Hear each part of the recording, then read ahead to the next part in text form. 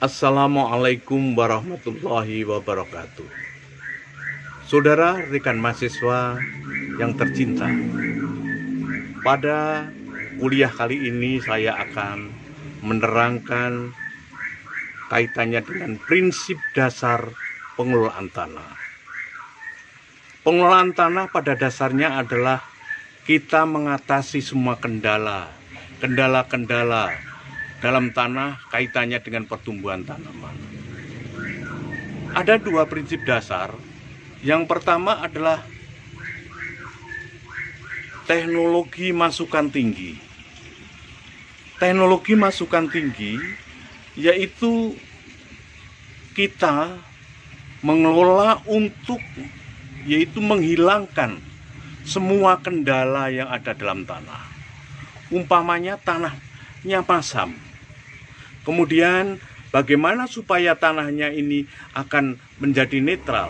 Maka kita beri yaitu pupuk kapur. Kita berikan kapur, pengapuran sebagai bahan pembenah tanah. Kemudian kalau tanahnya garaman yang pH-nya tinggi, yaitu kita berikan yaitu gips sebagai bahan pembenah tanah agar tanahnya menjadi netral. Ini prinsip yaitu teknologi masukan tinggi. Lahannya miring, bagaimana agar tidak tererosi? Yaitu kita teras. Tentunya kita dalam rangka untuk membuat teras ini, yaitu perlu adanya yaitu masukan yang tinggi, biaya yang tinggi.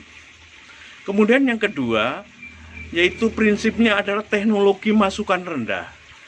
Kalau teknologi masukan rendah, asasnya adalah asas adaptasi. Yaitu kita mencari tanaman yang adaptif, yang bisa mengadaptasi dengan kondisi tanahnya. Umpamanya tanahnya masam, tidak kita kapur, namun kita mencari tanaman apa yang adaptif, yang bisa hidup baik di tanah masam. Umpamanya tanaman kelapa sawit, tanaman karet, tanaman nanas. Atau kalau tidak ada, kita yaitu tentunya melalui teknologi, melalui bioteknologi, kita untuk mencari yaitu tanaman-tanaman yang tahan terhadap tanah masam. Demikian juga untuk tanah garaman, tidak kita berikan yaitu gips, namun kita mencari tanaman apa yang cocok, yang adaptif di tanah garaman. Saudara-saudara sekalian, untuk jelasnya, marilah kita ikuti kuliah pada siang ini. Saudara-saudara sekalian, akan kita bahas mengenai prinsip dasar pengelolaan tanah. Dalam pengelolaan tanah ada dua prinsip. Yang pertama adalah teknologi masukan tinggi, yaitu dengan cara merubah kondisi tanah agar sesuai untuk pertumbuhan tanaman. Tentunya hal demikian yaitu kita akan menghilangkan semua kendala yang ada di dalam tanah. Oleh karena itu perlu masukan yang tinggi. Sifatnya dia akan boros energi dan kurang ramah lingkungan. Berbeda dengan yang kedua yaitu teknologi masukan rendah. Yaitu asasnya asas adaptasi. Yaitu memilih tanaman dengan menyesuaikan kondisi tanah. Teknologi masukan rendah ini sifatnya dia lebih hemat energi dan ramah lingkungan, sehingga dia lebih sustainable, berkelanjutan. Ini, saudara-saudara sekalian, lalu kalau teknologi masukan tinggi, ciri-cirinya bagaimana?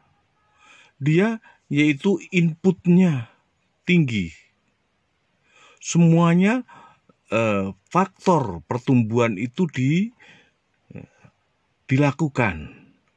Umpamanya memilih varietas unggul, takaran pemupukan yang tinggi, yaitu pada kondisi hara yang optimum, merubah kondisi tanah agar sesuai yang masam, kemudian dinetralkan dengan pengapuran, kemudian pencegahan gulma secara intensif, sehingga sifatnya dia lebih boros energi. Inilah intensifikasi pertanian ini merupakan yaitu teknologi masukan tinggi yang sudah kita lakukan yaitu beberapa periode ini.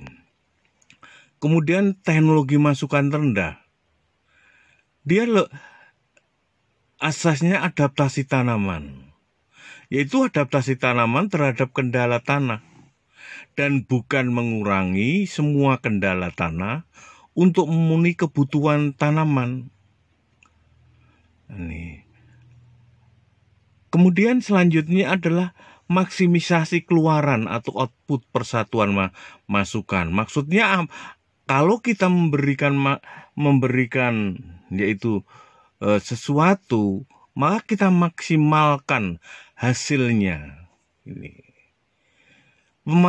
Memanfaatkan sifat yang menguntungkan dari tanaman, dari tanahnya itu, tanah yang miskin hara, ya, malah justru yaitu dari tanah yang miskin hara ini, yaitu bisa menyebabkan justru yaitu kontrol gulma. Kemudian langkah teknologi masukan rendah itu apa saja? Yang pertama adalah seleksi lahan dan identifikasi kendala. Kita mengenali daripada kendala-kendala tanah itu apa saja. Kalau kita sudah mengetahui kendala-kendala tanahnya, baru kita yaitu seleksi tanaman, memilih spesies atau varietas yang toleran terhadap kendala tanah itu dan lingkungannya tentunya. Tanahnya ternyata adalah tanah masam, maka kita seleksi tanaman apa yang cocok di tanah masam. Kemudian melakukan pembukaan lahan dengan mempertimbangkan yaitu kondisi lingkungan. Ini. Kemudian melindungi tanah dengan mulsa dan agroforestry. Ini untuk mengatasi pengaruh daripada pukulan air hujan, sehingga akan menahan, mengurangi terjadinya proses erosi dan longsor. Kemudian yang selanjutnya adalah pemanfaatan bahan organik. Ini langkah-langkah teknologi masukan rendah. Kemudian untuk selanjutnya ada prinsip baru, jadi di sini merupakan prinsip baru, yaitu anti intervensi. Jadi sedapat mungkin kita yaitu memanfaatkan yaitu kondisi lokal di situ, anti intervensi dan anti materialisme. Dia memberikan yaitu input. Ya, input dari luar yang begitu banyak, yang berlebih ini. Kita lebih mengutamakan yaitu adaptasi dengan kondisi lingkungan dan tanah yang ada itu. Multifarm, biodinamik sedapat mungkin yaitu di dalam tanah itu melalui proses mikrobia yang ada dalam tanah bisa mendaur ulang daripada unsur hara ini lebih baik. Sehingga apa? Kita lebih menekankan bertumbuh pada local resource. Ya, local resource. Ini prinsip dari konsep-konsep baru. Ini. Saudara-saudara sekalian, ya. Oleh karena itu, ini sifatnya dia lebih sustainable, berkelanjutan. Ya, sehingga dapat dikatakan ini sering yang kita lakukan dalam menjaga sistem pertanian itu akan berlanjut. kita melakukan yaitu low external input and sustainable agriculture, LEISA, pertanian bermasukan rendah, dan padanannya banyak sekali, ada pertanian organik, pertanian alternatif, ya, dan lain sebagainya. Ini. Nah, oleh karena itu teknologi masukan tinggi ini yaitu mengubah kondisi tanah sehingga sesuai dengan persyaratan pertumbuhan tanaman.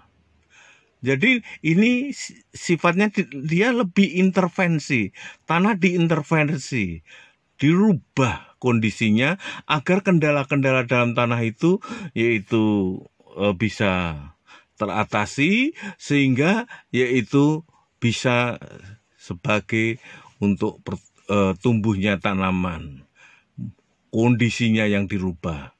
Namun beda dengan teknologi masukan rendah yang kita terangkan di atas tadi, dia lebih sifatnya adaptasi, yaitu menanam spesies atau varietas yang toleran, yang tahan pada tanah tersebut, meningkatkan efisiensi setiap input, meningkatkan fungsi layanan ekosistemnya, tidak berusaha memaksimumkan hasil panennya, ya, berusaha mengurangi masukan sampai aras yang layak, tentunya demikian. Oleh karena itu, untuk teknologi masukan rendah itu lebih ramah terhadap lingkungannya. Saudara-saudara sekalian, kita di Indonesia ini tanah masam cukup banyak sekali. Ya, hampir sekitar 40%-an daripada lahan kita itu adalah masam, ya. Bagian besar lahan, dan ini termasuk lahan marginal, ya. Umpamanya ini contoh tanah masam Potsolik merah kuning yang berada di Kaltim. Ya. Apa kendala-kendala tanah masam ini? Karena kendalanya begitu banyak. Ada 11 kendala yang ada pada tanah masam ini, sering dikatakan yaitu tanah masam itu multifaktor stres. Jadi banyak faktor yang menyebabkan yaitu stres tanaman.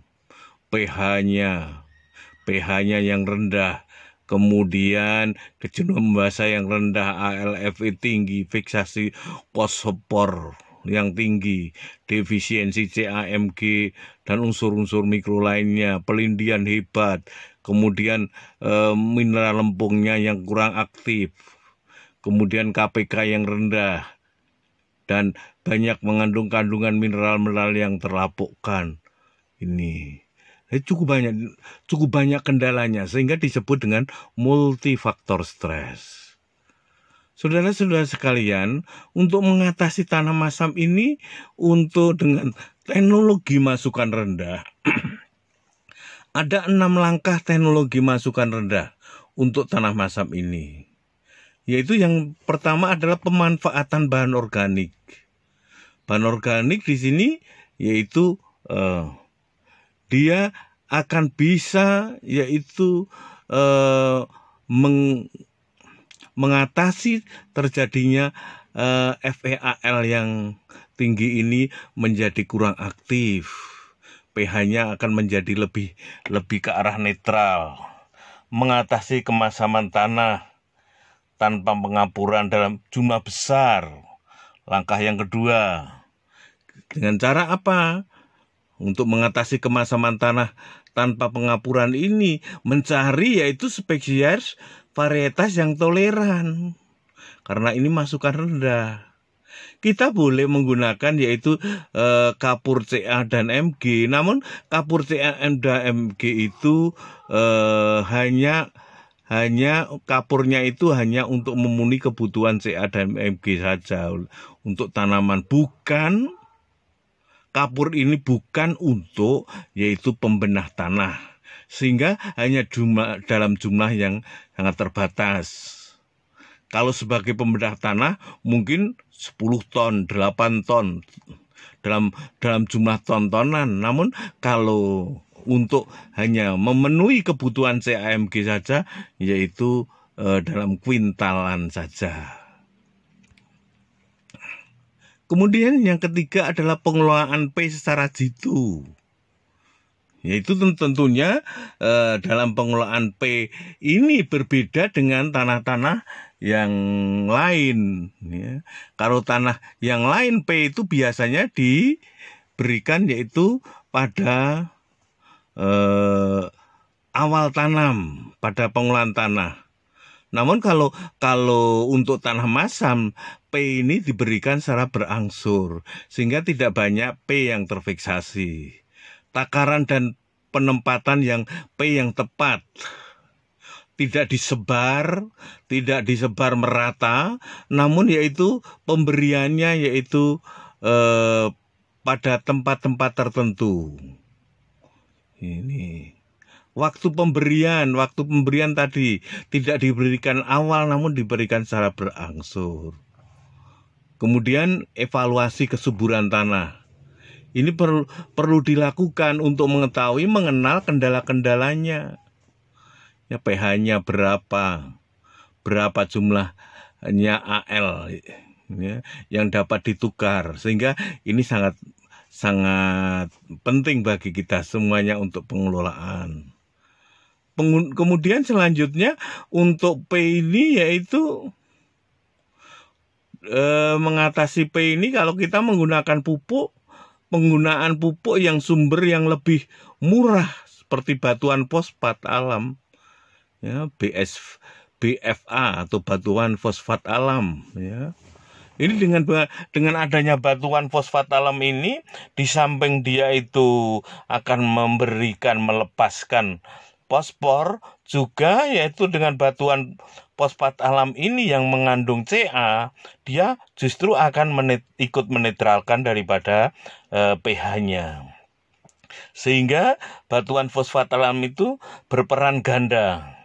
Di samping untuk menetralkan FeAl, meningkatkan pH, juga yaitu akan melepas fosfor. Kemudian penggunaan mikorisa. Saudara-saudara sekalian, dengan mikorisa ini dia ikut melarutkan sumber yang kurang larut di sini. Ini akan berpengaruh dengan eksudat daripada mikorisa itu. Di samping itu, miselia daripada jamur mikorisa ini akan menyebabkan yaitu daya jangkau perakaran itu akan semakin besar, sehingga potensi untuk menyerap unsur hara juga semakin besar pula. Nah, ini evaluasi kesuburan tanah perlu untuk dilakukan untuk mengetahui kendala apa yang ada dalam tanah itu, sehingga kita yaitu tentunya akan memberikan mencari varietas atau bibit atau tanaman yang toleran terhadap kendala itu. Ini. Nah, ini. Kemudian yang keempat, langkah yang keempat yaitu pengelolaan kesuburan tanah. Kita memanfaatkan rhizobium lebih baik. Jadi kita memanfaatkan sumber yang ada di dalam tanah itu sendiri. Ya, yang sumber lokal ya. Ini dengan adanya rhizobium itu. Ya, dia tentunya akan memasok bisa memasok nitrogen yang dia dari udara bisa ditangkap oleh rhizobium ini, kemudian bisa dimanfaatkan oleh tanaman. Meningkatkan efisiensi pemupukan N dan K. Kita berikan yaitu secara setempat, bukan yaitu disebarkan. Pendaur urangan hara, nutrien recycling, pendauran hara. Maka dengan adanya pengolahan tanah dan tentunya akar tanaman itu juga akan yaitu bisa mengambil unsur hara yang ada di dalam tanah. Kemudian pemanfaatan pupuk hayati. Saudara-saudara sekalian, pemanfaatan pupuk hayati ini sangat menolong dalam kaitannya, yaitu kita mempunyai prinsip, yaitu pengelolaan atau teknologi masukan rendah ini, yaitu dengan bantuan mikrobia pupuk hayati ini, maka akan meningkatkan ketersediaan darah, baik itu N dengan Rhizobium tadi, dengan Mycorrhiza, ya, dia juga akan membantu yaitu penyediaan fosfor, juga yaitu bakteri-bakteri pelarut fosfat, ya, sehingga fosfat yang tidak tersedia ini bisa dibantu ketersediaannya oleh mikrobia ini. Kemudian yang kelima, memanfaatkan sifat yang menguntungkan daripada tanah masam. Tadi kita dengan menggunakan fosfat alam ini, di samping dia itu menyediakan menyediakan fosfor karena mengandung P, fosfat alam juga mengandung Ca, sehingga meningkatkan kapasitas pertukaran kation maupun menetralisir Al, dan pH akan lebih meningkat. Kontrol gulma, ya, sehingga gulma tidak tumbuh dengan cepat karena kurangnya yaitu kesuburannya. Ya. Saudara-saudara sekalian, untuk selanjutnya kita mencari tanaman yang toleran terhadap tanah tersebut, sehingga tanaman ini bisa hidup secara survive bagus, yaitu untuk tanah masam ini. Nah, sekarang jenis tanaman apa yang bisa hidup pada tanah masam ini dengan baik? Yaitu tanaman karet, tanaman nanas, tanaman kelapa sawit. Nah, ini adalah tanaman-tanaman yang bisa hidup dengan baik, yaitu di tanah-tanah masam. Nah, ini kemudian seleksi untuk mendapatkan varietas yang toleran, baik itu melalui persilangan maupun melalui rekayasa genetik, ya. Tentunya yaitu nanti dari proses bioteknologi ini akan mendapatkan yaitu varietas yang toleran, baik itu toleran kalau masalahnya tanah masam, toleran terhadap tanah masam, kalau garaman, toleran terhadap garam, dan sebagainya. Nah, ini tanaman toleran, kelapa sawit. Kelapa sawit kita sekarang paling luas, ya, karena lahan masam kita juga paling luas, dan kelapa sawit ini adalah sangat potensial sekali dan bisa hidup, yaitu adaptif daripada tanah yang masam semacam ini, sehingga ini sekarang lahan-lahan masam kita banyak yaitu ditanami tanaman kelapa sawit ini. Nah, ini kita lihat yaitu ini pada kebun kelapa sawit yang masih muda. Ya, ini hasil daripada kelapa sawit kita. Kemudian karet demikian juga, dia tahan pada tanah masam, sehingga ini yaitu sangat potensi untuk dikembangkan di lahan-lahan masam semacam ini. Ya. Saudara-saudara sekalian, sehingga kalau tanah masam, ya, kalau dengan masukan tinggi itu merubah tanah yang masam ini bagaimana supaya menjadi netral. Dengan cara apa? Yaitu dengan pengapuran, sehingga pH akan netral, akan naik menjadi netral, Al terendapkan, P menjadi tersedia, KPK dan KB meningkat. Ini kalau masukan tinggi. Namun kalau masukan rendah, yaitu Dengan apa? Dengan tanaman yang adaptif, kelapa sawit, nanas, karet, dan lain sebagainya. Saudara-saudara sekalian, untuk selanjutnya kalau tanah garaman demikian juga. Kalau masukan tinggi kita dengan yaitu penambahan gipsum. Namun kalau masukan rendah yaitu kita dengan yaitu padi yang tahan terhadap garaman, varietasnya yang tahan terhadap garaman. Ini tanaman kelapa yang bisa juga dengan baik. Nah sekarang kalau fisik, umpamanya topografinya yang bergelombang, yang miring, begitu. Kalau masukan tinggi yaitu tentunya kita dengan membuat teras. Kita teras kalau kita paksakan untuk tanaman semusim. Nah tentunya ini adalah perlu yaitu suatu biaya, tenaga dan sebagainya. Sehingga dikatakan masukan tinggi. Namun kalau masukan rendah bisa kita tanami dengan tanaman tahunan, tanaman perkebunan, atau tanaman yaitu hutan dan sebagainya. Sehingga apa? Sehingga teknologi masukan tinggi ini belum tentu itu hasilnya lebih tinggi daripada yang masukan rendah. Mungkin yang masukan rendah umpamanya digunakan untuk ini perkebunan teh, kemudian digunakan untuk perkebunan kopi dan sebagainya. Hasilnya mungkin lebih tinggi, sehingga tidak berarti masukan rendah itu yaitu pendapatannya, hasilnya itu lebih rendah, enggak. Namun apa? Namun masukan rendah itu kaitannya dengan yaitu teknik pengelolaannya. Ini.